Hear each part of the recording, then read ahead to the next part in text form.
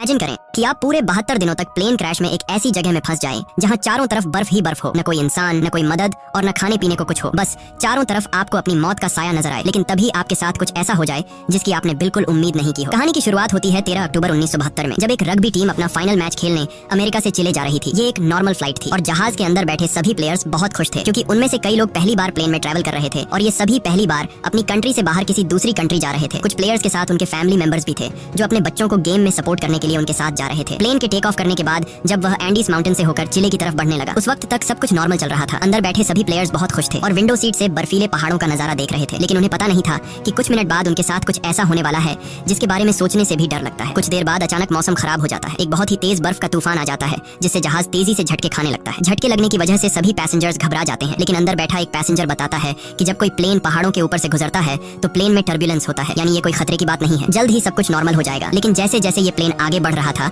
इसका टर्बुलेंस भी बढ़ता जा रहा था। जहाज अब और तेजी से झटके खाने लगा। प्लेन के अंदर मौजूद सारा सामान इधर उधर गिरने लगा। ये देखकर लोगों के बीच हलचल मच गई। पायलट्स जहाज को संभालने की कोशिश कर रहे थे, मगर अब जहाज कंट्रोल से बाहर हो गया था। इससे पहले कि पायलट्स कुछ कर पाते, सामने एक पहाड़ आता है और ये जहाज सामने के पहाड़ से जा टकराता है और दो हिस्सों में अलग हो जाता है। एक प्लेयर तो जहाज के टकराते ही प्लेन के पिछले पार्ट के साथ ही उड़ जाता है और हवा में गायब हो जाता है, जबकि प्लेन का आगे का हिस्सा तेजी से रगड़ते हुए बर्फ की एक बड़ी सी चट्टान से जा टकराता है। ये टकराव इतना तेज था कि प्लेन की सभी सीट्स एक दूसरे के साथ चिपक जाती हैं, जिसमें कई लोग कुचल कर मारे गए। अब जो लोग इस एक्सीडेंट से बच गए थे, उन्होंने खुद को संभाला और कैबिन में मौजूद बाकी लोगों की मदद करने लगे। कुछ प्लेयर्स जल्दी से पायलट्स के पास पहुंचे और उन्हें बाहर निकालने की कोशिश की, लेकिन इस दौरान ये दोनों पायलट्स भी मारे गए थे। ये एक बहुत ही दर्दनाक माहौल था। हर तरफ खून ही खून फैला हुआ था। चारों तरफ लाशें बिखरी हुई थी। इस प्लेन में टोटल 45 लोग ट्रैवल कर रहे थे, मगर इस क्रैश के बाद 18 लोगों की जान चली गई और सिर्फ 27 लोग जिंदा बचे। अब चूंकि इस जहाज ने शाम को टेक ऑफ किया था, इसलिए थोड़ी देर में ही रात हो गई। बाहर का टेम्परेचर तेजी से गिरने लगा। ठंड इतनी ज्यादा हो चुकी थी कि वो लोग बर्दाश्त नहीं कर पा रहे थे। अब ठंड से बचने के लिए ये लोग वहाँ पर मौजूद सामान और डेड बॉडीज का इस्तेमाल करके प्लेन के सभी होल्स को बंद कर देते हैं, ताकि बाहर की ठंडी हवा अंदर न आ सके।